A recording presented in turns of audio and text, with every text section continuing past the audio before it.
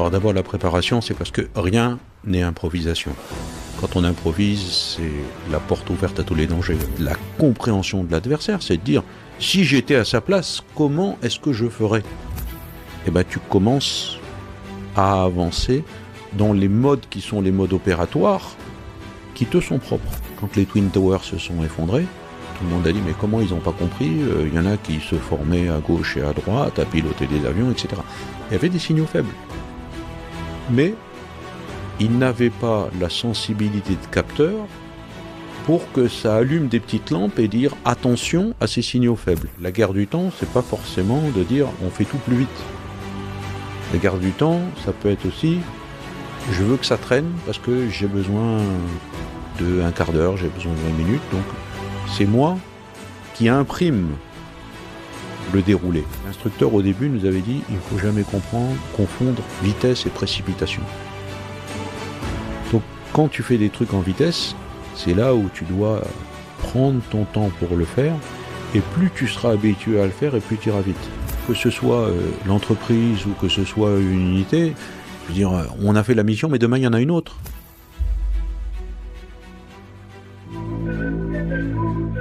Bienvenue dans non pas un nouvel épisode de Néologisme, mais une série, un fil rouge, qui s'appelle Ce que les généraux savent mais que nous n'appliquons pas. Pourquoi est-ce qu'on fait ce fil rouge-là ? C'est pour prendre des cas pratiques, des vraies expériences, de voir quelles sont les best practices des unités spéciales et de voir comment est-ce qu'on pourrait les appliquer en tant que CEO ou dans le monde de l'entreprise. Et pour ce faire, j'ai mon acolyte de tous les jours que je reçois aujourd'hui, le général Thierry Roscoe.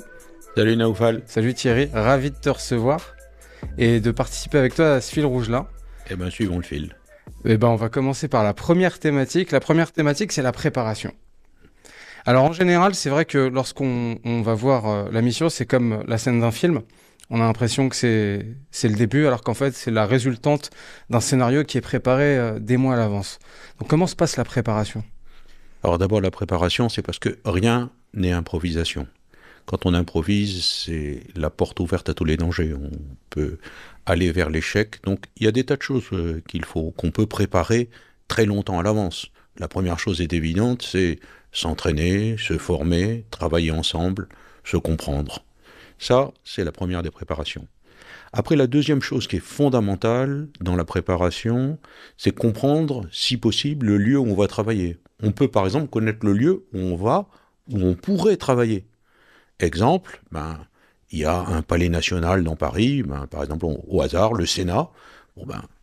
On peut peut-être un jour travailler sur le Sénat. On ne va pas dire le jour où ça va arriver. Je suis désolé, je n'avais pas préparé parce que je pensais que ça ne se passerait jamais. Donc il y a tout un travail en amont, c'est la connaissance des lieux. On pourra en parler plus tard. La deuxième chose qui est fondamentale, pour moi, c'est la connaissance de l'adversaire. C'est-à-dire de comprendre ce que l'adversaire va faire, parce que c'est ce qui va déterminer la façon dont tu vas agir. Si tu ne comprends pas ce que veut faire l'autre, tu ne vas pas appliquer ou dérouler ton propre savoir-faire sans tenir compte de l'autre. Donc dans la préparation, il y a tout ça qui rentre en compte. Et ça se fait très longtemps à l'avance, mais ça peut se faire aussi dans les heures qui précèdent, dans la journée qui précède, ou dans les minutes qui précèdent. Alors comment tu te prépares là, en fonction de ces 3 temps, dans les mois, les heures ou les minutes ? Il y a une préparation qu'on va appeler une préparation froide. C'est la préparation, par exemple, on va reprendre le cas d'un palais national, du Sénat par exemple. On va dire, le Sénat, on sait qu'il est là, on sait que demain il sera là. Bon, là on a tout le temps, il n'y a pas de crise particulière qui fait qu'on doit travailler sur ce type de bâtiment. Néanmoins, c'est super important. Je veux dire, si tu as travaillé sur le Sénat, où est-ce que les sénateurs se rassemblent ? Dans la pièce ou l'hémicycle dans lequel il y a les sénateurs, combien il y a de portes ? Comment est faite la porte ? Si je prends ma radio, est-ce qu'au deuxième sous-sol du Sénat, la radio passe ? Autant de questions, il vaut mieux te les poser avant qu'au moment où tu vas arriver. Alors, comment tu fais pour te poser toutes ces questions ? Parce que là, tu as pris l'exemple du Sénat, mais tu en as une multitude de lieux comme ça. Tu peux pas tous les prévoir. Tu peux pas tous les prévoir. Néanmoins, il y en a certains sur lesquels tu ne peux pas faire d'impasse. Bon, alors, on a cité les palais nationaux, c'est évident pour ce que ça représente pour notre pays. Mais tu as par exemple quelque chose sur lequel GIGN travaille beaucoup, c'est les avions. Tu dis, un avion, on ne va pas découvrir l'avion le jour où.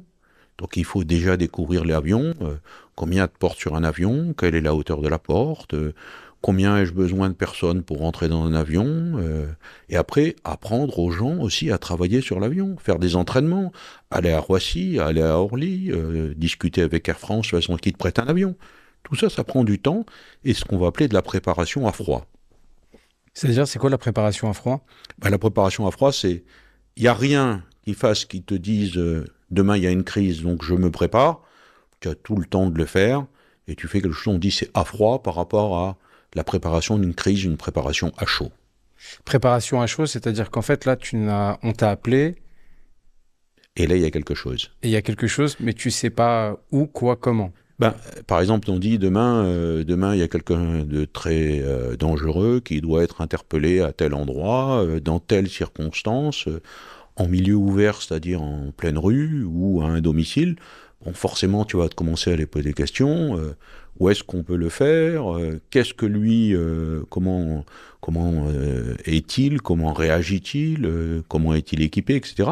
Il faut que tu te prépares. Et là, c'est une préparation à chaud, c'est-à-dire que tu sais que le lendemain ou dans un temps très court, tu vas avoir à faire une gestion, à manager une crise. Donc, ça, c'est la préparation à chaud.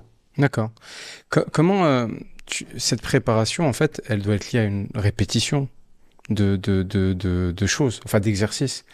Comment tu fais qu'en fait, lorsque vous arrivez au moment T, tout ça, en fait, ce soit des acquis, que ce soit des automatismes? Alors, il y a une partie qui est une partie d'automatisme. Et il y a une autre partie qui est une partie qui va calquer la réalité du moment, c'est-à-dire la réalité concernant les personnes en jeu et la réalité concernant le contexte géographique, mais aussi le contexte. Si par exemple tu dois faire une arrestation dans une gare, c'est pas la même chose de le faire à 23h ou de le faire à midi, un jour de départ en vacances.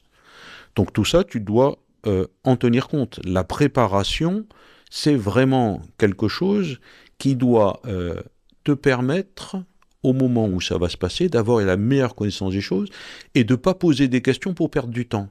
On est toujours dans « je dois agir le plus vite possible, de la manière la plus efficace possible ». Je me prépare à l'avance, j'ai moins d'incertitude. On aura l'occasion de reparler.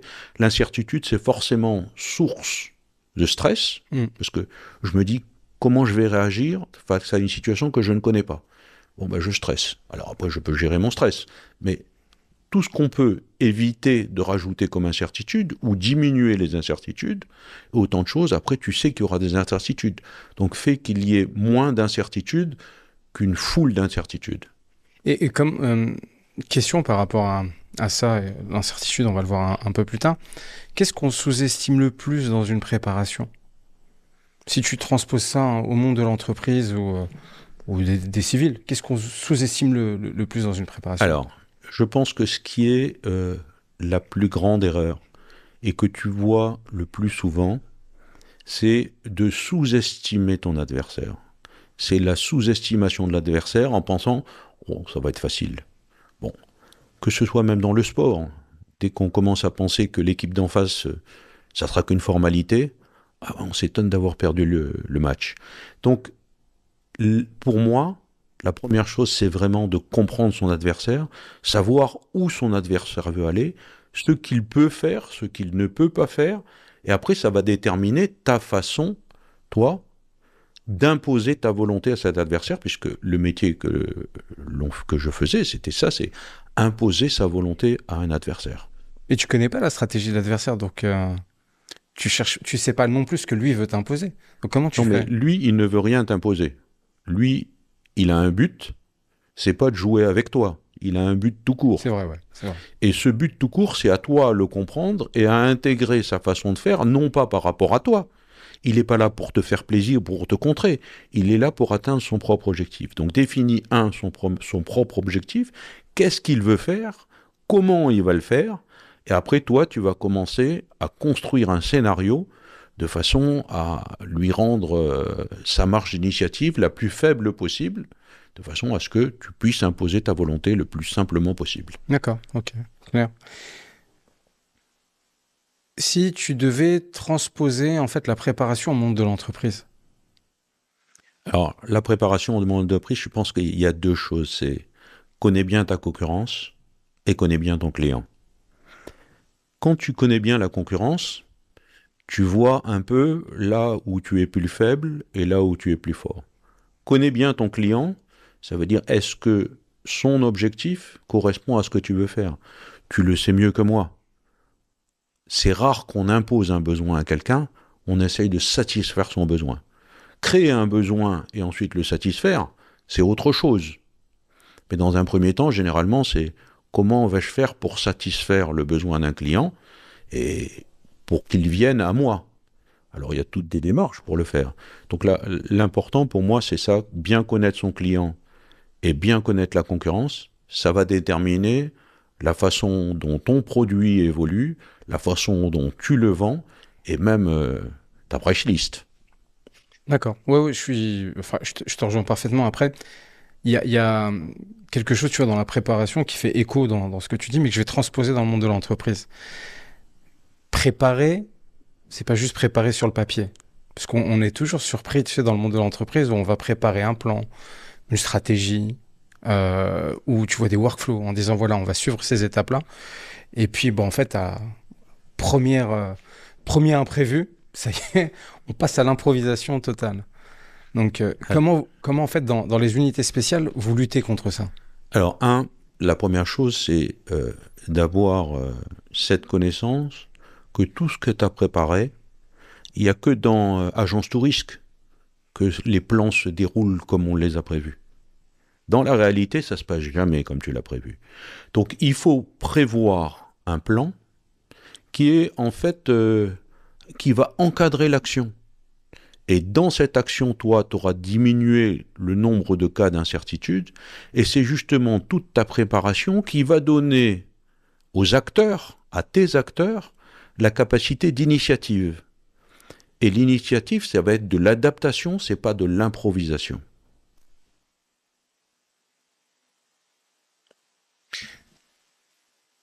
Donc, et la différence entre adaptation et improvisation?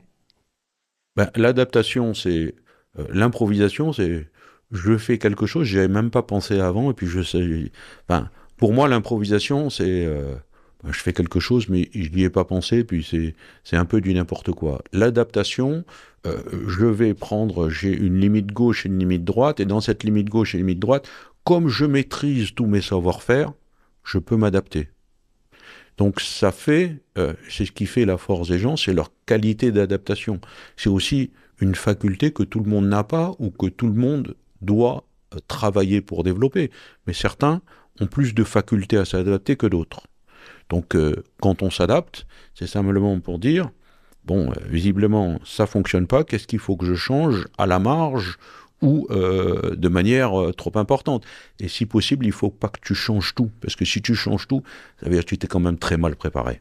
Oui, et puis ça veut dire qu'en fait, ta finalité aussi risque de changer, ouais. Ah là, C'est le risque. il y a de fortes chances que tu ailles à l'échec quand même. Alors, et comment tu fais pour gérer une équipe qui, à un moment, en fait, se dit, OK, tu vas avoir un mix d'adaptation et d'improvisation, et qui se dit, bon, OK, c'est le chaos, il y a de l'incertitude, il y a de la volatilité, pour remettre tout ça d'équerre. Alors là c'est un travail qui est basé sur la confiance. C'est tout au départ par de la confiance. La formation est une formation très très longue au GIGN, hein, ça dure une année. Une formation qui est une formation pratique avant de partir en opération. Et après, il y a l'acquisition de l'expérience. Mais la confiance, et la première confiance, c'est avoir confiance en toi. C'est dire, oui, je peux prendre cette initiative parce que je pense que ça peut marcher.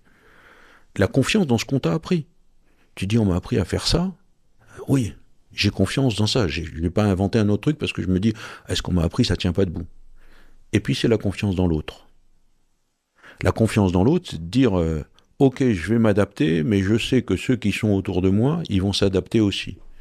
Donc cette confiance, c'est ce qui fait la différence pour moi dans notre discussion là, entre le terme s'adapter et le terme improviser.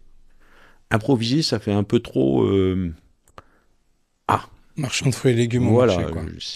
c'est quand même un peu olé olé. Donc c'est des situations qui sont généralement très dégradées. où la place entre l'échec et la réussite est souvent très fine. Donc là, en fait, dans ce que tu appelles l'improvisation, il ne faut pas trop improviser. Il faut qu'on déroule des choses et qu'on diminue, on revient à ce qu'on disait tout à l'heure, les inconnus au minimum. Je vais donner un exemple simple. Je rentre dans une pièce, j'ai mon arme. Je ne vais pas me poser la question de savoir si je sais tirer et comment je vais tirer. Ça doit être un automatisme. Je ne dois pas me poser la question, même si, pour quelqu'un, c'est extrêmement générateur de stress dans ce moment-là. Mais parce que c'est une compétence, donc C'est une compétence acquise. Répétition donc, de la préparation. Cette incertitude, tu l'as ôtée. Et tu vas te concentrer sur un minimum d'incertitudes. Et sur ces incertitudes, tu vas caler toutes tes compétences et les adapter.